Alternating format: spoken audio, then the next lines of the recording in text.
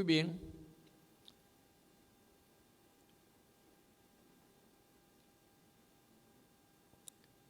Fíjense, hermanos, que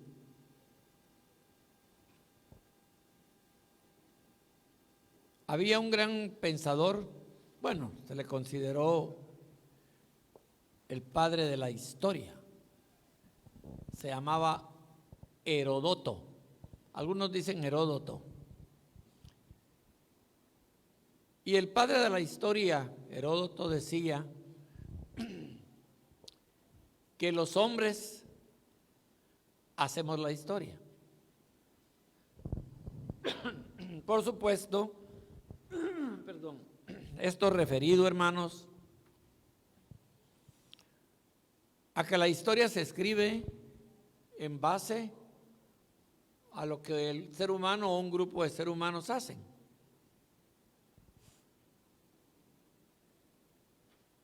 De ahí que hay una clasificación de historia universal, historia latinoamericana para Latinoamérica, historia del viejo mundo. Sin embargo, hermanos, el mejor autor, digamos así, de la historia es el Señor, es Dios. Solo que Él es el historiador de la humanidad, porque Él hizo todo lo creado. De manera que Él sabe desde el principio todo. Sin embargo, de todo esto ha revelado parte al ser humano. No todo lo que conocemos está diseñado ya para la historia humana, porque hay cosas que para nosotros son misterio todavía. Porque Dios es el que conoce todas las cosas, dice la Biblia. Pero hermanos, de alguna manera, Dios ha influido, o de mucha manera, mejor dicho, en la historia del hombre. Y hay algo que queda plasmado en la Biblia. Ustedes saben que la Biblia, pues también tiene libros históricos. Pero dentro de cada libro hay datos que como que llenan espacios muy bonitos dentro de este rompecabezas de la historia de la humanidad. Y siempre la historia, hermanos, nos tiene con cierta expectativa, porque nosotros regularmente,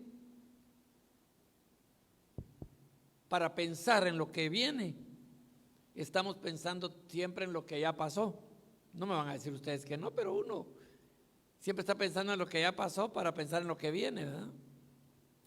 Y así me recuerdo yo que cuando fue el terremoto en Guatemala, nos decían, miren, fue en 1976, es que hay que estar listos porque ahora ya va a venir otro terremoto, pero dentro de unos 50 años. La idea que tienen muchos ahí en Guatemala es que en Guatemala hay terremoto cada 50 años. No está definido. Pero por el terremoto que hubo, hay expectativa. De 1976 a la fecha, pues imagínense, hermanos, que hay muchos que no saben de ese terremoto. Por ejemplo, ustedes le preguntan a Otto René sobre el terremoto de Guatemala y él no sabe, porque él nació 2 años después del terremoto. Entonces él no lo vio. Entonces él todavía no le siente miedo a un temblor allá. Pero si le preguntan a Halmar y a David, mis 2 hijos, bueno, Celeste menos, pero si le preguntan a mis 2 mayores, sí, ellos sí vivieron el terremoto, estaban pequeñitos, pero lo vivieron. Y dice que se recuerdan bien de ese, cómo se maqueó toda la casa y cómo fue todo, ¿verdad? Pues hermanos, uno de los datos históricos que han levantado mucha expectativa en los seres humanos es lo referente a Jesús. Porque Jesús, hermanos, quieran o no quieran, aún los incrédulos, está en la historia de la humanidad y cambió el curso de la historia, la persona de Jesús. Ahora, lo que sucede es que como que se está repitiendo este suceso histórico referente a la venida de Jesús. Antes que Jesús naciera, ya había expectativa, fíjense. Aunque usted no lo crea, ya había una expectativa. Lo que pasa es que no sabían, en primer lugar, que se iba a llamar Jesús. Luego no sabían cómo iba a venir, cómo iba a nacer, no lo sabían. Pero ya dentro del pueblo judío especialmente, ya había una expectativa de que iba a venir un Salvador, un Redentor, que lo librara del momento que vivía, especialmente el pueblo judío y la humanidad también, sometidos pues al poder político y al poder humano de los, en el caso de Jesús, de esa época, pues de los romanos, ¿verdad?, que eran los que estaban manteniendo la hegemonía de poder en ese tiempo. Podríamos decir que para esa época Roma se había constituido como los Estados Unidos de ese tiempo. Mucho poderío. Y en el caso del pueblo de Israel, ustedes saben que había pasado una esclavitud y una manera de estar subyugados en Egipto durante 430 años. Imagínense, hermanos, 430 años estuvieron los israelitas allá en Egipto. Y por supuesto Dios los liberó. Hubo un libertador ahí que Dios lo escogió. Saca al pueblo de Israel, pero de todas maneras el pueblo de Israel vuelve a caer en esa situación de estar bajo el pie de un poderoso, ¿verdad? Y cae con la influencia de Roma, aunque Roma le jugaba ahí un poquito para poder gobernarlos. Y así es como empieza dentro de ese proceso histórico a pensar dentro del pueblo judío que iba a venir un libertador que los sacara a ellos de ese suyo, porque ya habían tenido experiencia tremenda, porque para esa época, recuérdense ustedes que ya habían sufrido hasta la destrucción del primer templo, ese templo tan hermoso que había hecho, perdón hermanos, Salomón. Imagínense que lo destruyeron, tremendo. Había una época terrible. Y por supuesto se logra hacer el segundo templo, que ese fue el que ya encontró Jesús, ¿verdad? Sí, ya lo encontró él reconstruido. Ya saben ustedes el proceso histórico ahí. Para ese entonces, ya con esa experiencia, el pueblo de Israel decían, no, sí necesitamos un libertador, ¿verdad?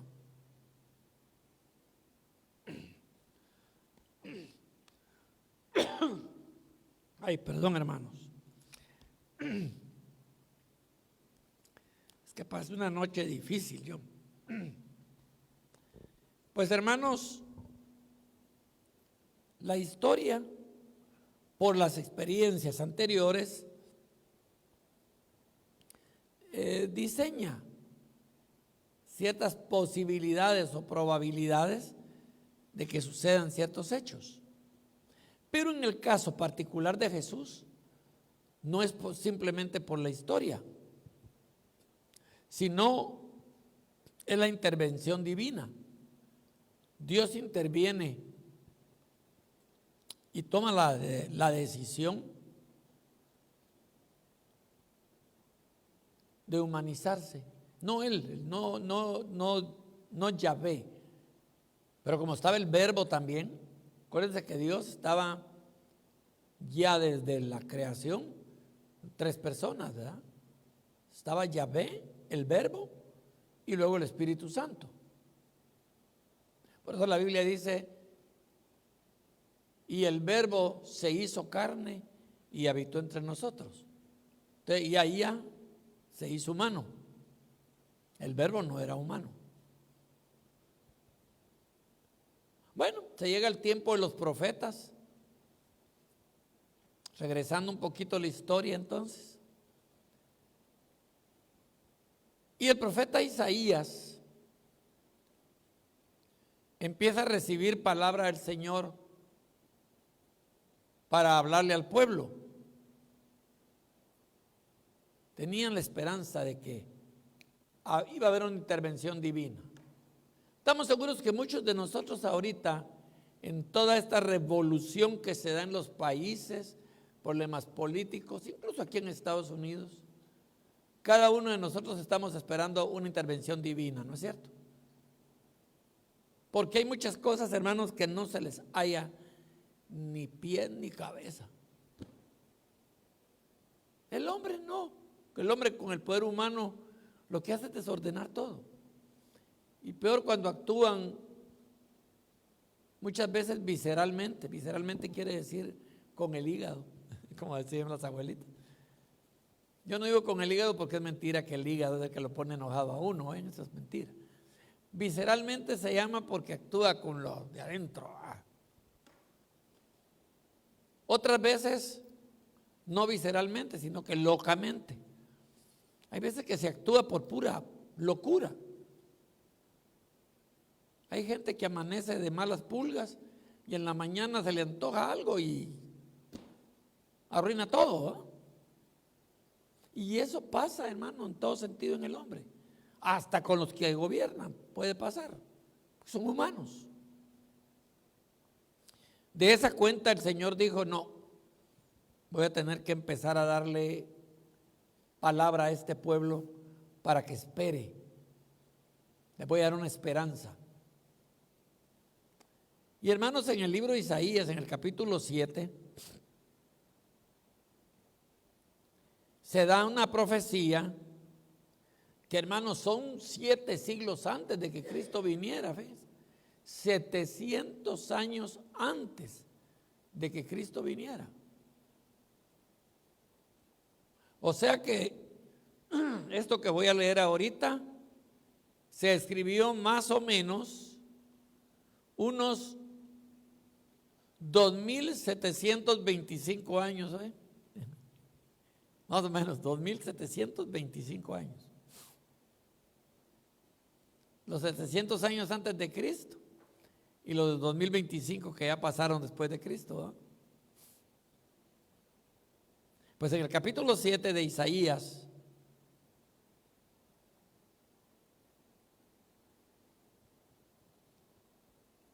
en el versículo 10, le habló el Señor a Acaz. Acaz era hijo de Jotán, hijo de Usías, que era rey de Judá. Entonces,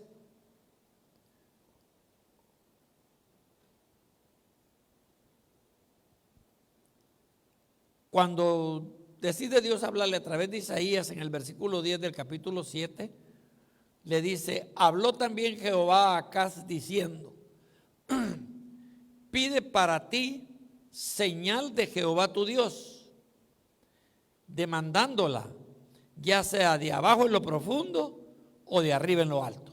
¿Qué le está diciendo? Pedile a Dios que haga algo y que te dé una señal, sea de aquí de la tierra o sea una señal que venga de arriba, de lo alto, de su presencia. ¿Qué quiere decir? Que Dios nos puede hablar por los sucesos que se pueden estar dando aquí abajo o porque allá arriba el Señor ya está determinando darnos ciertas señales. Bueno, entonces,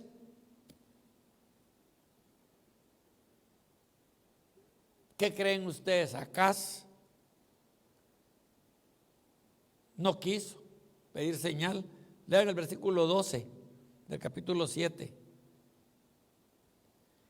Y respondió Acaz: no pediré y no tentaré a Jehová. Yo no le voy a estar pidiendo a Dios que me diga, no quería. Entonces dice el versículo 13: dijo entonces Isaías: oíd ahora, casa de David, ¿os es poco el ser molestos a los hombres, sino que también lo seáis a mi Dios? Por tanto, les dice Isaías, quieran o no quieran, el Señor mismo les va a dar una señal. He aquí que una mujer virgen va a concebir. Ah, qué raro eso, ¿verdad? Señal de la tierra, pero rara. Mejor dicho, es del cielo. ¿Cómo que una mujer virgen va a concebir? ¿Cómo? Si para concebir, pues va a perder su virginidad para poder ser fecundada.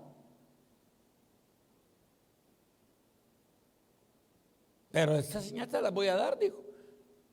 Una virgen va a concebir y va a dar a luz un hijo.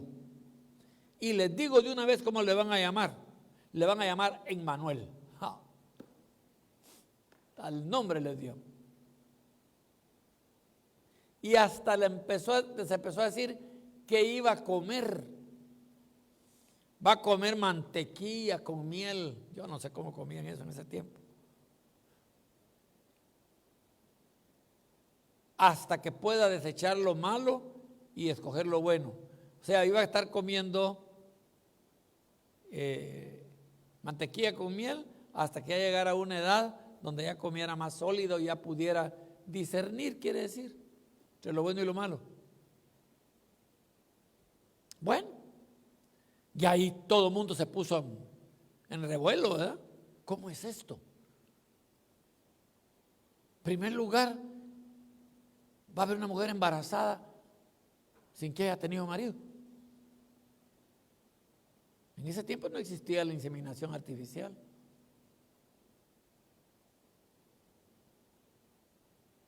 Pero iba a estar embarazada. Lo anunció así, de esa manera. Para todo el mundo en ese momento. ¿Y cómo irá a ser? ¿Cómo va a ser que esa mujer va a tener un muchachito? ¿No se hubiera dado curiosidad a ustedes? Bueno, si hubiéramos estado en ese tiempo, ahora sí, ya uno ya sabe que puede haber inseminación artificial, etcétera, etcétera, etcétera. Pero en ese tiempo, ¿qué? Y luego que le dé el nombre de una vez para que se lo pongan. Bueno, y empieza a quedar expectativa, hermanos, de pensar, va a venir, va a nacer un muchachito, ¿Y para qué? Yo quisiera saber qué va a pasar. Entonces,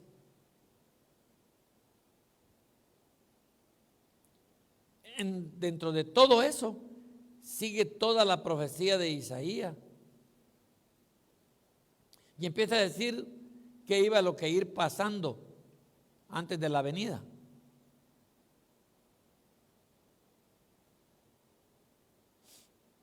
Y miren, hermanos, y dice que empieza la gente a pensar, entonces sí, vamos, es posible que ese que nos está anunciando el profeta, ese va a ser el Redentor. Porque Emmanuel, acuérdense ustedes, hermanos, que quiere decir Dios con nosotros. Es decir, les estaba diciendo, Dios van a hacer un muchachito, y ese muchachito es como que Dios estuviera con ustedes. Históricamente eso, pues los escépticos no lo creen. Bueno, tenían que haber creído porque después resultó que salió verdad, porque eso se comprobó, no fue mentira.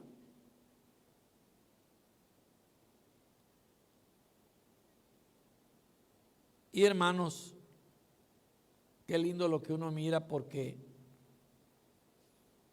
se empieza esa etapa, ¿será o no será? ¿Será que los que andan diciendo eso dicen la verdad?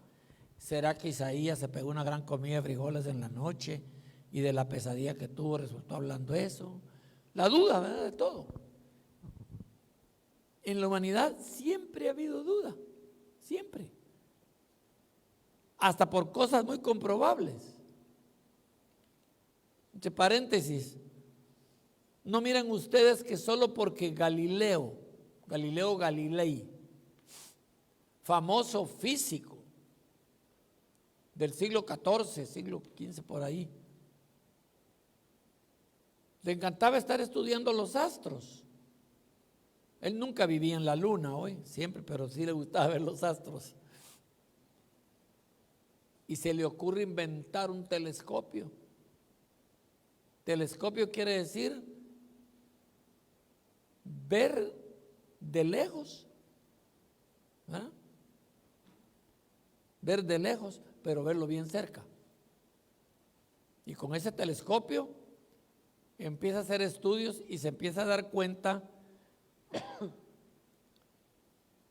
primero, que la Tierra se movía. O sea, lo primero, que era una locura decirlo. Para ese tiempo, hasta los aspectos científicos, hermanos, los regenteaba la iglesia romana.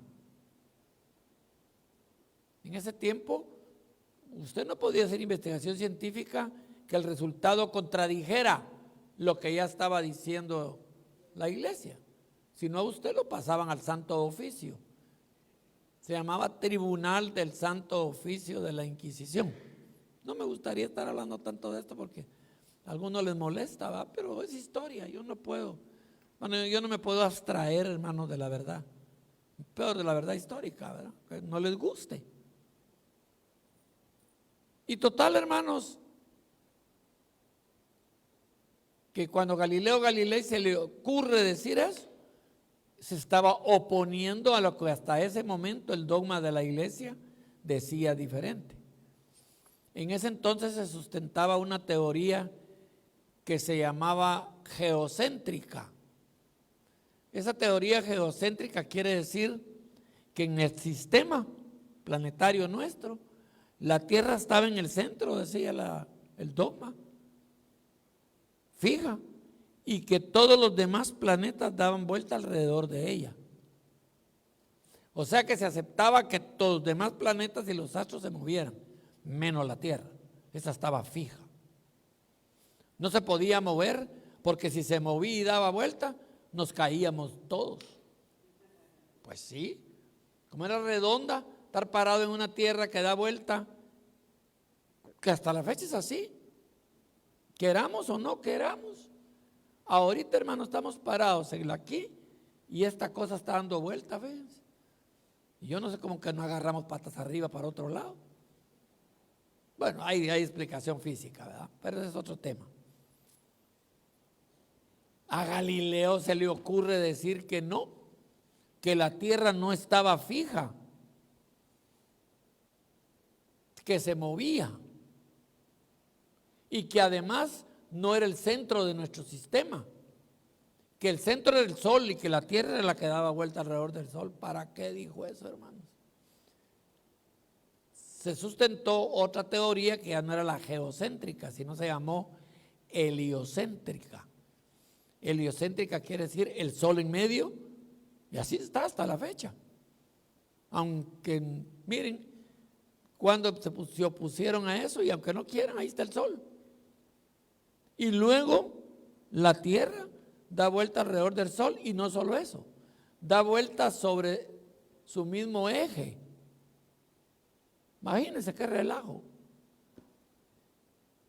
Y hermano, se le vino el dogma encima a Galileo Galilei. Le dijeron, o te retractás o te volamos el pescuezo.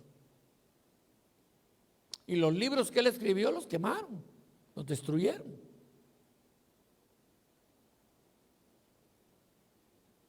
Entonces, para este tiempo, cuando se anuncia que iba a nacer un niño de una virgen, en primer lugar era algo irrisorio, ¿verdad?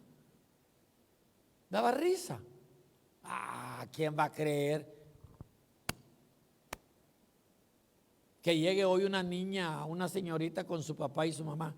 Papi, mami, aquí vengo a decirles que van a ser abuelitos.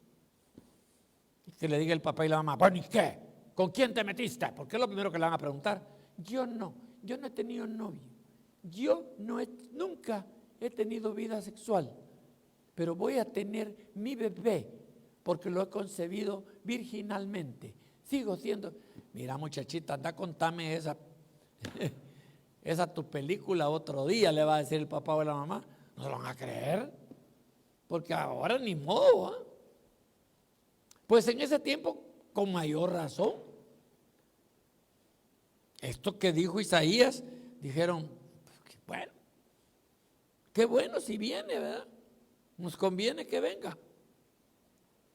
Que dice que el Señor nos va a dar esa señal. Si vemos lo que escribió Mateo en el capítulo 1,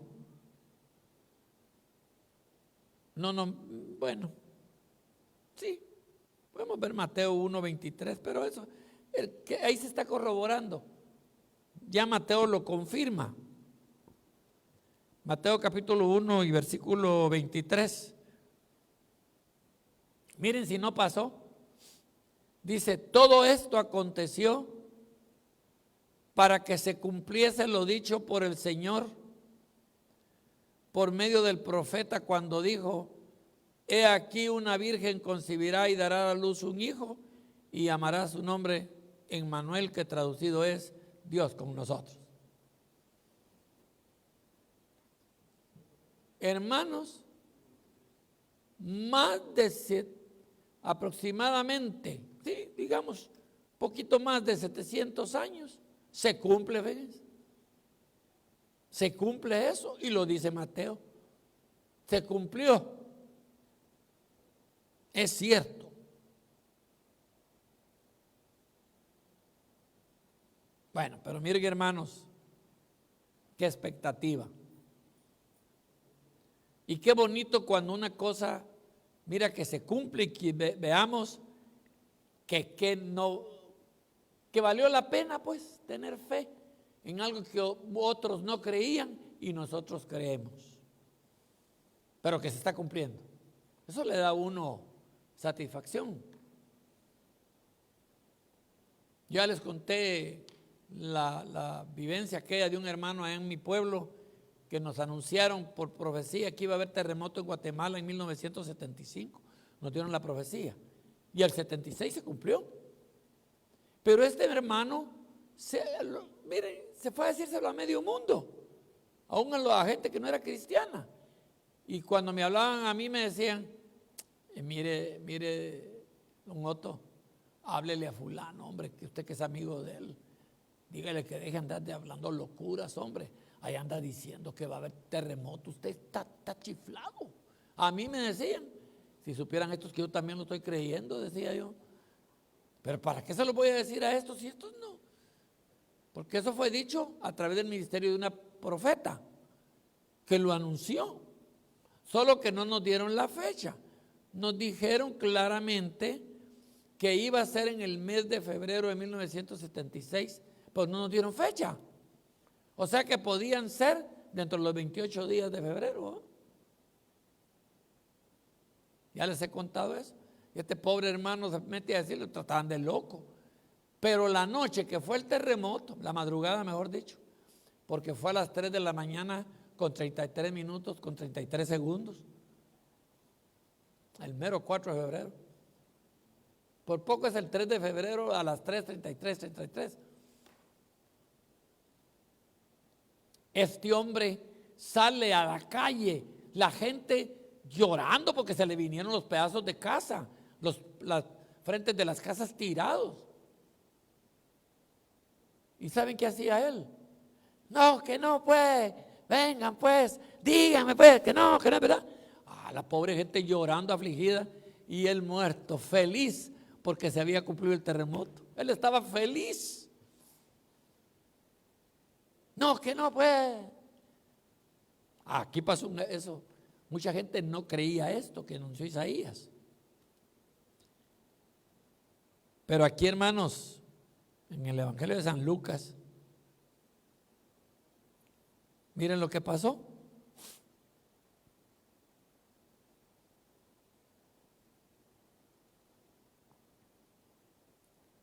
En el capítulo 2 creo que está. Sí, capítulo 2 del Evangelio de San Lucas.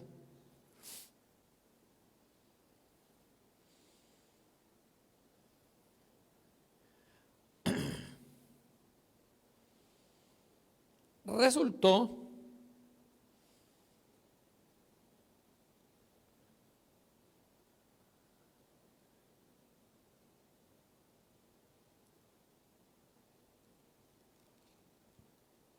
con que se cumplió la cosa. En el capítulo 2 y versículo 11, resulta que eso que anunció Isaías, allá donde lo leímos, se cumplió, miren hermanos. Dice San Lucas 2:11, que os ha nacido hoy en la ciudad de David un Salvador que es Cristo el Señor.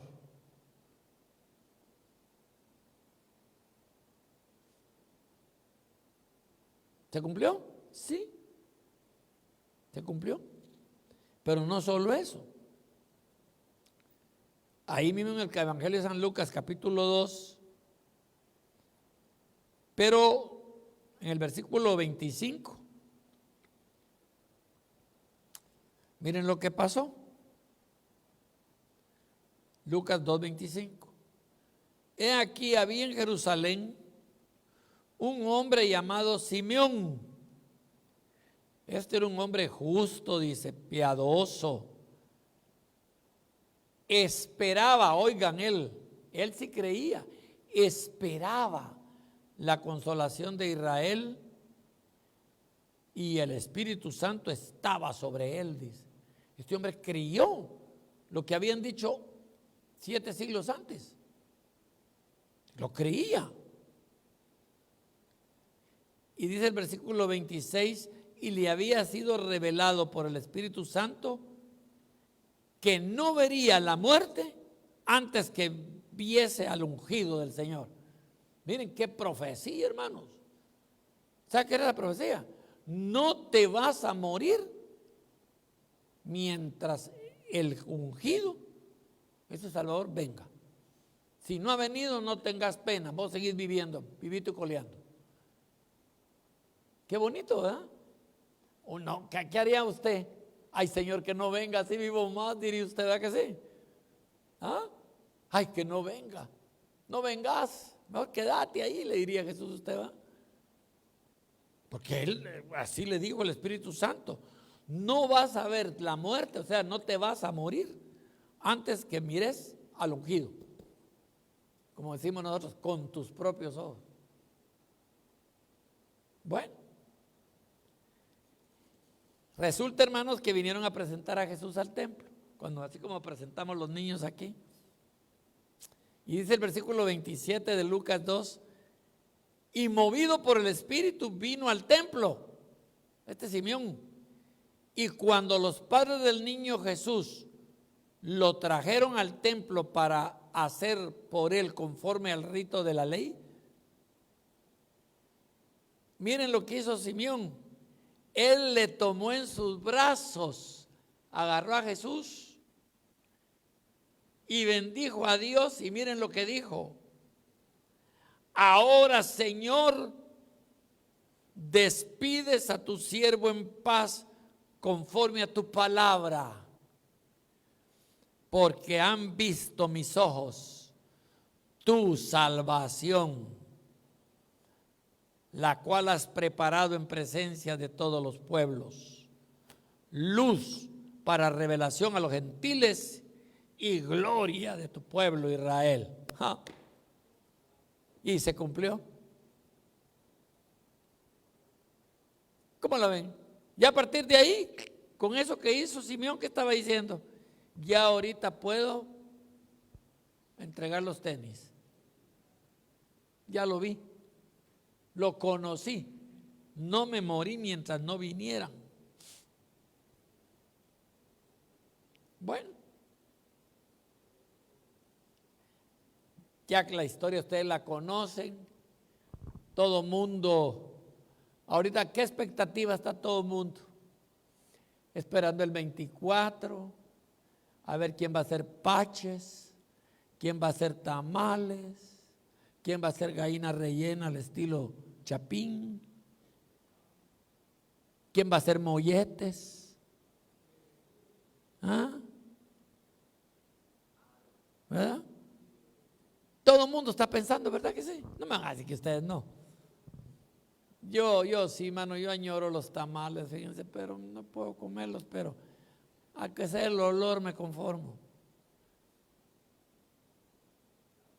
Todo el mundo, ¿qué?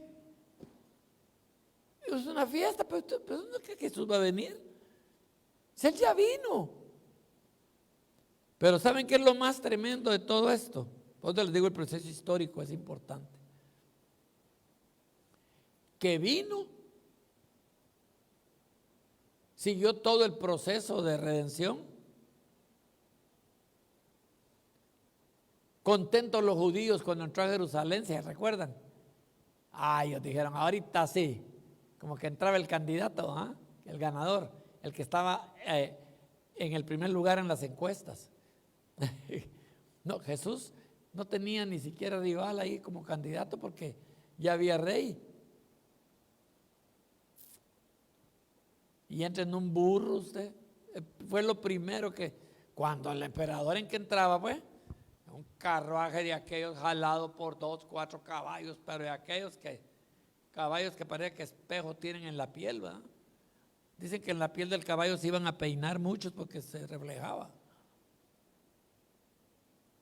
¿Qué caballitos serían, verdad? Y así entraban los emperadores en ese tiempo. ¿Cómo entra un presidente ahora? En bicicleta. Si ni los ve uno.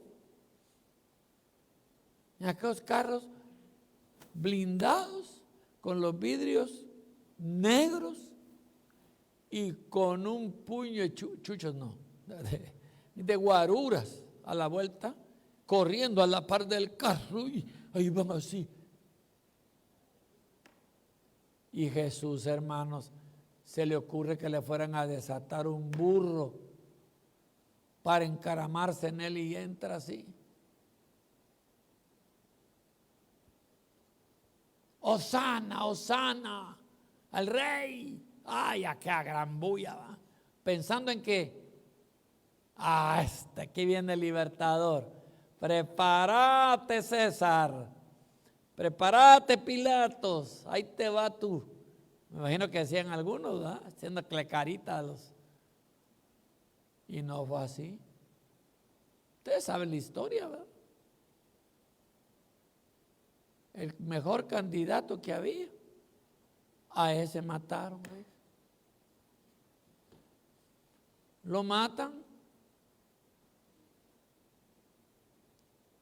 y resultó que por gusto, porque a los 3 días resucitó, solo hicieron la maldad nada más, pero no le surtió, y a los 3 días resucita, y no solo resucita, se pone todavía, hermanos. Ay, miren, hermanos, yo no sé, Jesús, yo si hubiera andado con él le hubiera dicho, no haga eso, hombre, tenga cuidado. Mire lo que le hicieron y usted todavía, ahorita que resucita, se le ocurre 40 días andar hablando aquí, ya se hubiera ido a esconder.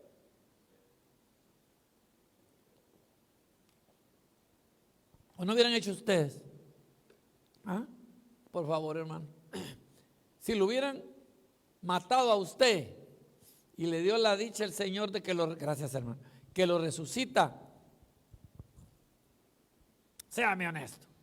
¿Se anima usted después que el gran sacrificio, lo escupen, lo golpean, lo crucifican, le meten una lanza en el pecho y todavía lo van a meter a una bóveda prestada porque no tenía.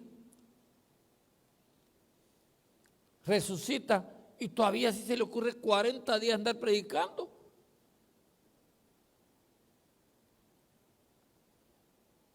Y no solo eso. Después de eso, miren, les dijo, yo quiero informarles que yo me voy a ir, porque yo ya cumplí para lo que vine. Lo que decía en Isaías, dijo él, ya lo cumplí. ¿Se recuerdan ustedes de lo que dice Isaías capítulo 61, verdad? El Espíritu del Señor está sobre mí. ¿Recuerdan?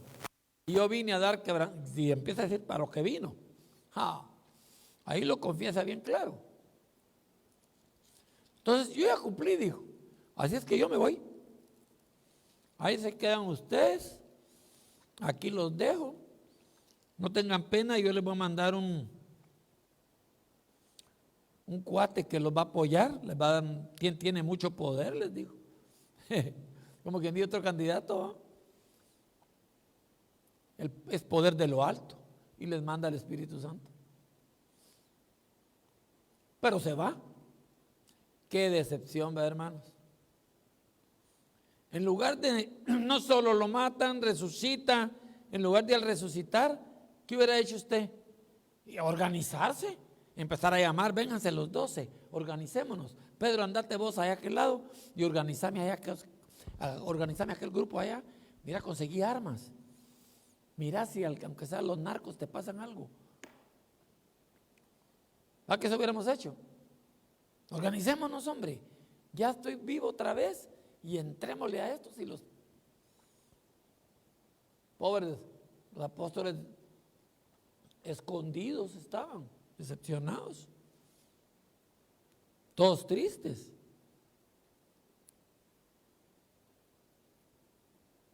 Lo que es la historia, ¿va, hermanos? Pero la han leído así usted como lo estoy contando, pero así está en la Biblia.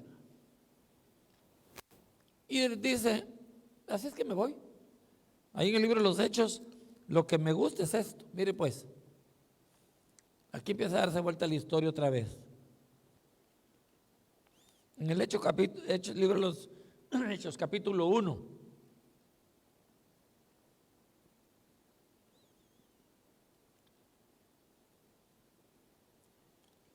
Dice en el versículo 10, Hechos 1:10, y estando ellos con los ojos puestos en el cielo, ¿quiénes ellos? Pues los apóstoles y los discípulos. Entre tanto que él se iba, donde iba subiendo, me imagino yo, como que era un dron. He aquí, se pusieron junto a ellos 2 varones con vestiduras blancas, los cuales también les dijeron, varones galileos, ¿por qué están viendo para el cielo? Este mismo Jesús que ha sido tomado de vosotros al cielo, así vendrá como le habéis visto ir al cielo. Va. Otra vuelta, decimos, va. Se vuelve a repetir la historia. ¿Se fue? ¿Se fue? Y resulta que al igual como en el tiempo de Isaías, se repite la historia. Pues estaba hablando yo cómo es la historia, ¿va?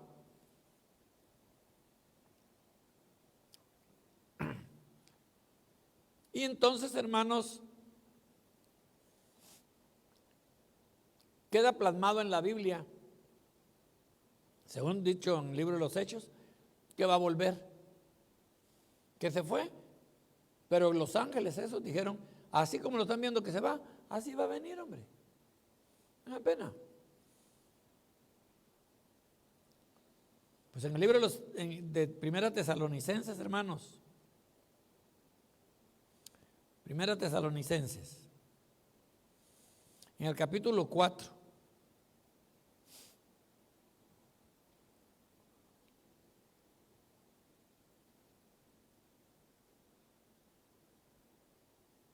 Y versículo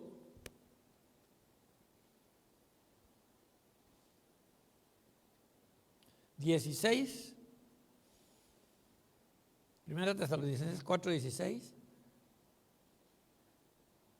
Miren, pues se repite la historia.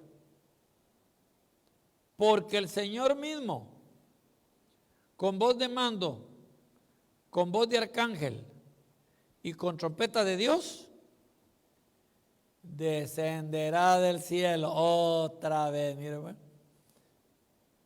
Y los muertos en Cristo resucitarán primero.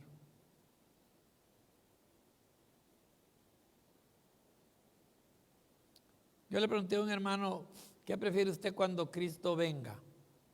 Bueno, Él no va a descender aquí, pues, en el arrebatamiento no va a poner sus pies en la tierra. Su segunda venida sí. Pero ¿qué prefiere usted con el arrebatamiento? ¿Estar vivo o estar muerto? Y alguien me dijo, yo prefiero estar muerto. ¿Por qué? Porque así estoy seguro, me dijo, que me voy porque voy a ser de los primeros. Los que estén vivos a saber si van a caber, me dijo. Es la mentalidad de los que están vivos a saber si van a caber, ¿va? Él está haciendo de cuentas que los que se murieron primero ya tienen segura la... No, pero dice en el versículo 17, luego nosotros los que vivimos, los que hayamos quedado, seremos arrebatados juntamente con ellos en las nubes. ¿Cómo la ven? Juntamente con ellos en las nubes para recibir al Señor en el aire, y así estaremos siempre con el Señor. Ese es el arrebatamiento, ¿eh? No es la segunda venida de Cristo. Quiero que le quede bien claro. ¿Por qué? Porque miren cómo lo hizo ahora. En la primera venida que pasó, se vino de una vez. Pero ahora, ¿qué va a hacer? No. Primero, Él va a estar allá y se va a llevar a los que creyeron. Esa es la etapa nuestra ahorita. Es donde nosotros podemos estar incluidos. A los que creímos. Porque entonces, cuando ya Él venga otra vez, ahí venimos nosotros de guaruras. A la par de Él. Bien creídos. Cuando Él venga ya a su trono blanco. Pero ahí venimos nosotros. Ya estuvimos allá en una gran pachanga, ya hubo una boda con el cordero, ya la cosa estuvo bonita allá. Y después de esa fiesta, pues nos venimos para acá con Él, su segunda venida. Bueno, esta etapa estamos exactamente como aquella etapa cuando ya se había anunciado que iba a venir y que todos esperaban un rey para que viniera a derrocar al gobernante humano, ¿verdad? La mentalidad de nosotros ahora creo que es otra. Yo no creo que nosotros estemos pensando en que venga Jesús, nos arrebate y que venga a hacer pedazos, ¿verdad?, a todos los reyes de la tierra. No, eso es otro tema. Dentro de ese proceso, los gobiernos humanos se van a juntar, pero esa es la historia con Israel, pero no es contra la iglesia hoy. Ahí es donde está la gran confusión, hermanos, y ustedes lo van a escuchar de muchos.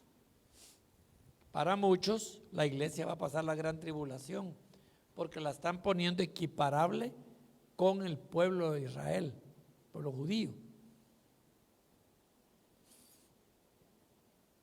Esa es la historia del pueblo judío. La historia de la iglesia es que va a ser arrebatada. Oye, y cuando venga la cosa con el pueblo de Israel, que Dios la va a respaldar también a su pueblo hoy, no lo va a abandonar. Lo que pasa es que Israel va a tener que pasar un proceso terrible. Por eso ahorita van a notar ustedes que hay mucho judío que se está entregando al Señor, se les llama mesiánicos. Y hay muchos, ya hay bastantes. Entonces, hago una pregunta. En este proceso histórico, yo no es que no le dé valor a la Navidad, claro, está bonito, celebremos el cumpleaños y la tamalea no les da daño a nadie. Bueno, todo con medida, ¿va? Y claro, si se come una docena de tamales en una hora, claro que le va a dar indigestión. Pero el verdadero sentido de esto, ¿en dónde está? Exactamente la misma forma como estuvo antes que Cristo viniera la primera vez. Nosotros no estamos preparados pensando de que Jesús ahorita vuelve a venir a ¿qué les dijera yo? A hacer un cataclismo aquí, político y no, si no necesita de eso. Lo que viene es por su iglesia. De manera que el centro de esto está, somos iglesia. ¿Está dispuesto usted a permanecer en su iglesia? ¿De qué forma? Quiero contarle que mucho pueblo judío en aquel tiempo sufrieron situaciones complejas porque se plegaron más a los gobiernos de la tierra que al propio pueblo de Dios. Y ahí tenemos la historia. El pueblo de Israel ha tenido que sufrir, hermanos, unas situaciones difíciles hoy. Difíciles. Solo ver ese holocausto en Alemania, que eso es, pero hay muchas cosas más en la Biblia que tendría que predicárselas despacio, que de todas maneras ya son historia de lo que le pasó al pueblo de Israel, pero la Biblia dice que esas cosas quedaron aquí para nosotros como ejemplo. No caigamos en el error, hermanos, de aquellos que toman esto solo como, está bien, celebremos las fiestas navideñas, pero nosotros ahora no estamos esperando, como decía mi abuelita, el niño Dios, que así me decía a mí. Mi abuelita hacía el nacimiento y en el pesebre que tenía no ponía nada. Y le decía, abuelita, pues no he puesto al niño ahí. Él todavía no, me decía. Hasta el 24 van a ser él ahí, me decía. El niño lo tenía guardado en una cosa ahí y me mandaban a dormir como a las 9 de la noche, el 24. Y anda a dormirte un rato. Y ahí te hablamos nosotros. Porque cuando nazca el niño va a pasar Santa Claus y te va a dejar tus juguetes ahí y el niño ya va a nacer. Y cabal, pues cuando yo me levantaba todo dormitado, el niño, y ya nació el niño, le decía.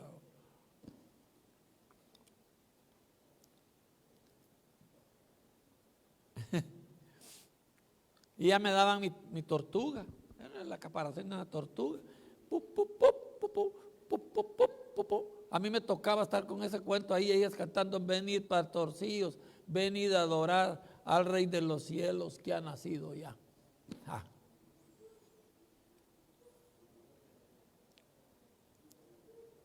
Ese no es el que esperamos ahora. Ahora esperamos, óigame bien, no va a venir a meternos a embrollos a nosotros. ¿Sabían ustedes eso? Ahorita que el Señor viene por su iglesia, no nos va a meter en líos, ni en guerras, ni en batallas. Solo nos levanta, nos vamos, y aquí que, como digo un sacapaneco, y aquí que se echen penca todos, dijo. De todas maneras yo ya estoy allá, dijo. Era un hermano en Cristo, pero así hablaba. Ya en el arrebatamiento, ya aquí se queda esto haciéndose un relajo, hermano. Los que no creyeron. Nosotros No nos va a pasar las de Simeón, que el día del arrebatamiento digamos, ay Señor, ya mis ojos te vieron que nos arrebata, ya puedo morirme. No, si estoy vivo, dice que me levanta. Y si estoy muerto, me resucita y me levanta también. Qué bonito. Esa es la historia. Eso es lo que, miren, celebramos, ahí está bien. Fue el primer nacimiento de Él. Pero qué lindo va a ser celebrar, hermanos, cuando venga por nosotros. Pero eso va a ser allá. No lo vamos a celebrar aquí en la tierra. Yo espero en Dios que ya no me hagan daño y que allá en las bodas del Cordero den tamales, ¿verdad? Porque yo sí tengo ganas de tamales. Pero vamos a celebrar Santa Cena ahí. ¿Y saben ustedes una cosa? Ya no con pan y vino, porque ahí va a estar el cuerpo y la sangre de Cristo. Ahí va a estar Él. ¿Para qué quiero? Con Él. Se repite la historia. ¿Qué espera usted? ¿La Navidad como una fiesta de una celebración de la primera venida de Cristo? ¿O espera usted que celebremos las bodas del Cordero siendo arrebatados? Si espera lo segundo, mantenga su fe como la mantuvo Simeón, que sabía que se iba a morir al nomás ver a Jesús, pero no le importó. Ahora me puedo morir, dijo, ¿qué me importa? Ya vieron mis ojos al Salvador. ¿Verdad que sí? Bueno, gloria a Dios, oremos. Señor, gracias Padre, tu palabra es verdad.